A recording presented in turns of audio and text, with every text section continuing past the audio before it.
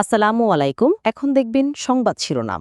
আর স্বপ্ন নয়, দেশের উন্নয়নে নেওয়া পরিকল্পনা বাস্তবায়ন করবে বিএনপি। লন্ডনে বিদায়ী সংবর্ধনায় তারেক রহমান বললেন, দেশের শিক্ষা, স্বাস্থ্য ও বিচার ব্যবস্থাকে ধ্বংস করেছে আওয়ামী লীগ।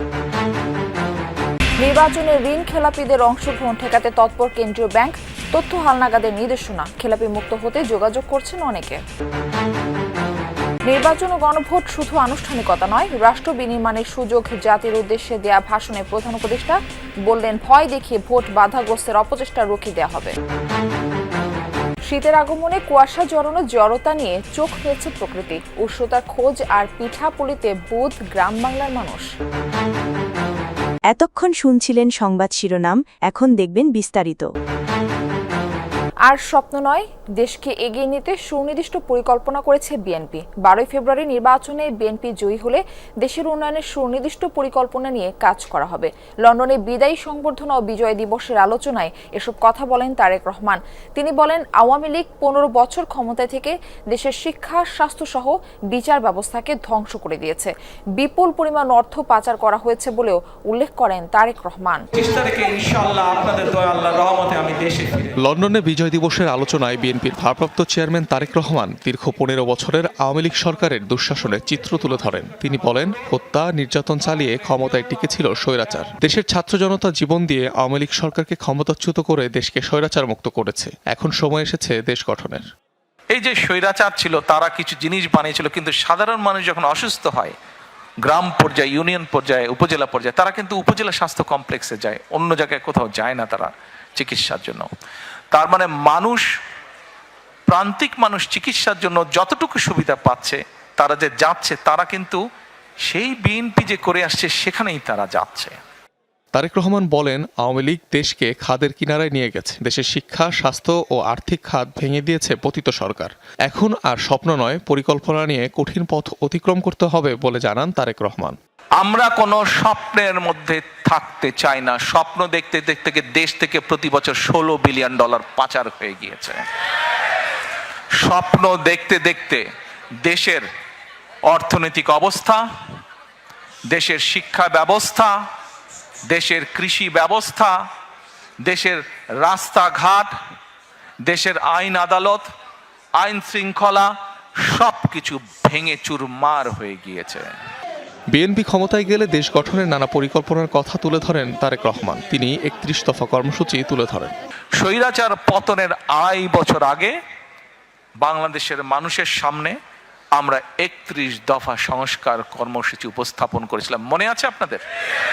ঋণ খেলাপিদের আসন্ন জাতীয় নির্বাচনে অংশ নেওয়া ঠেকাতে তৎপরতা বাড়িয়েছে বাংলাদেশ ব্যাংক। খেলাপি গ্রাহকদের তথ্য হালনাগাদে বাণিজ্যিক ব্যাংকগুলোকে নির্দেশনা দিয়েছে নিয়ন্ত্রক সংস্থা। সেই অনুযায়ী চলছে কার্যক্রম। বিশ্লেষকরা বলছেন, নৈতিকভাবেই কোনো ঋণ খেলাপির নির্বাচনে অংশ নেওয়ার সুযোগ থাকা উচিত নয়। তবে এবার ব্যাংকের ফি বা চার্জ বকেয়া থাকলে কেউ খেলাপি বিবেচিত হবে না। 2026 সালের ফেব্রুয়ারি মাসের 12 তারিখ রোজ বৃহস্পতিবার 300 আসনে ত্রয়োদশ জাতীয় সংসদ নির্বাচনের তফসিল ঘোষণা করেছে নির্বাচন কমিশন। ঘোষণা অনুযায়ী 12 ফেব্রুয়ারি অনুষ্ঠিত হবে ভোট গ্রহণ, আর মনোনয়নপত্র দাখিলের শেষ দিন 29 ডিসেম্বর। সঞ্জিদা ইসলাম তুলি, ঢাকা 15। এরই মধ্যে দলীয় প্রার্থিতা ঘোষণা করেছে বিএনপি, জামাত, এনসিপি সহ বেশ কয়েকটি রাজনৈতিক দল। এর বাইরে সম্ভাব্য প্রার্থীরাও শুরু করেছেন নির্বাচনী প্রচারণা। আইন অনুযায়ী কোনো ঋণখেলাপি জাতীয় নির্বাচনে অংশ নিতে পারবে না। বিষয়টি নিশ্চিতে তৎপর হয়েছে বাংলাদেশ ব্যাংকও। ঋণের তথ্য হালনাগাদে নির্দেশনা দেওয়া হয়েছে বাণিজ্যিক ব্যাংকগুলোকে। ব্যাংক লুটেরা হোক আর উইলফুল ডিফল্টার হোক, তারা কেউ যাতে সংসদে আমাদের প্রতিনিধি হিসেবে আসতে না পারে, সেটা প্রতিহত করতে। এরই হিসাবে আমরা ব্যাংকগুলোকে নির্দেশনা দিয়েছি যে আপনারা সিআইবি রিপোর্টগুলো হালনাগাদ রাখবেন। কেউ যাতে সুবিধাও না পায়, কেউ যাতে প্রাপ্য সুবিধা থেকে বঞ্চিত না হয়। ব্যাংকাররা বলছেন, কেন্দ্রীয় ব্যাংকের নির্দেশনা মেনে ঋণের তথ্য হালনাগাদ করছেন তারা। নির্বাচনে অংশ নেওয়ার আশায় অনেকেই নিজেকে খেলাপি মুক্ত করতে যোগাযোগ করছেন ব্যাংকে।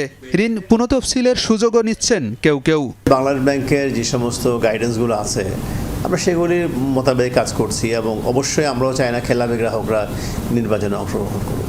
সো আমরা ওইভাবে বাংলাদেশ ব্যাংকের যা যা ইনস্ট্রাকশন আছে ইনস্ট্রাকশন অনুসারে আমরা কাজগুলো করি। রাত নামলে কুয়াশার চাদরে ঢেকে যাচ্ছে প্রকৃতি। জুবুথুবু গ্রাম জেগে উঠতে কিছুটা সময় নেয় ভোরে। ততক্ষণে শিশির জমে ঘাসের ডগা নতুন করে কিংবা সবজির পাতায়, খেজুরের রস ডুবিয়ে মুড়ি কিংবা গুড়ের পিঠায় বুঁদ হয় সকালের আলো।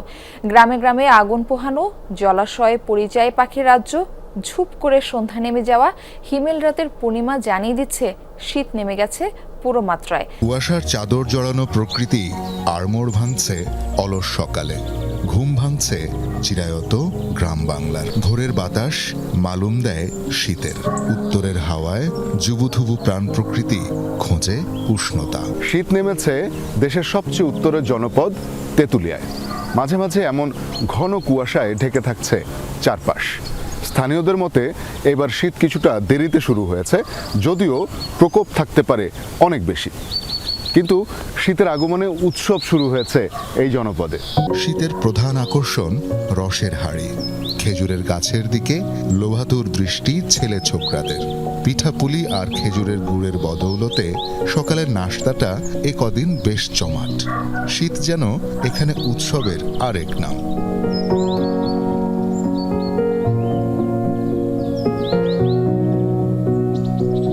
আমাদের তো এটা মনে করেন প্রাকৃতিক সাথে মিশে গেছে, আমাদের আর উপভোগ কি।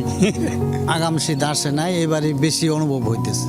ওখানে খোয়া এতদিন তো আসেন না, ওখানে বেশি শীত এবার মনে হয় বেশি হবে, একটু ঠান্ডাটা একটু বেশি পড়বে। দুর্দশার যেন শেষ নেই যুদ্ধবিধ্বস্ত আফগানিস্তানের মানুষের। আন্তর্জাতিক সহায়তা কমে আসায় চরম দুর্ভিক্ষের সাথে যোগ হয়েছে প্রতিবেশী দেশগুলো থেকে বিতাড়িতদের মিছিল। অনাহারী মানুষের সংখ্যা ছাড়িয়েছে 1,70,00,000। তীব্র অর্থনৈতিক সংকট ও প্রাকৃতিক দুর্যোগে আশঙ্কাজনক হারে বাড়ছে শিশু মৃত্যু। অসহায় আফগানদের এমন চরম বিপদে পাশে নেই দেশটির প্রশাসন কিংবা বিশ্বের প্রভাবশালী রাষ্ট্রগুলো।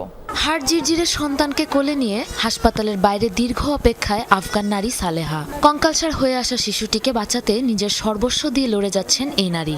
চরম খাদ্য সংকটে এমন দুর্ভিক্ষের শিকার আফগানিস্তানের প্রায় 1,70,00,000 মানুষ। অপেক্ষা, এক মুঠো খাবার, একটু চিকিৎসা আর মানুষের মতো বাঁচার জন্য একটা দিনের। যুদ্ধবিধ্বস্ত আফগানিস্তানে ক্রমে জটিল থেকে জটিলতর হচ্ছে দুর্ভিক্ষ পরিস্থিতি। এর সাথে যোগ হয়েছে শীতের তীব্রতা, বৈরী আবহাওয়া ও ক্ষুধার যন্ত্রণায় দীর্ঘ হচ্ছে সদ্য পৃথিবীতে আসা শিশুদের মৃত্যুর মিছিল। শীতের এই সময়টা আমাদের জন্য বেশ কঠিন। আমার মেয়েটি একদম কোলের শিশু। আমার স্বামী যা উপার্জন করে তা সব খাবার কিনতে কিনতেই শেষ হয়ে যায়। শীতের মধ্যে সন্তানকে একটু গরম জায়গায় রাখার একটা হিটার কেনার মতো সামর্থ্য নেই আমাদের। দীর্ঘ সংঘাত শেষে 2021 সালে মার্কিন সামরিক জোটের প্রস্থান ও তালেবান সরকার ক্ষমতায় আসার পর থেকেই দেশটিতে কমতে শুরু করে ত্রাণ ও জরুরি সেবা। এখন যা ঠেকেছে প্রায় তলানিতে। এর সাথে যোগ হয়েছে ভূমিকম্প, খরার মতো প্রাকৃতিক দুর্যোগের ধাক্কা। এত সব সংকটে ভঙ্গুর হয়ে পড়েছে আফগানিস্তানের অর্থনৈতিক অবকাঠামো। আশঙ্কাজনক হারে বেড়েছে খাদ্য, বাসস্থান সহ অন্যান্য মৌলিক চাহিদার সংকট।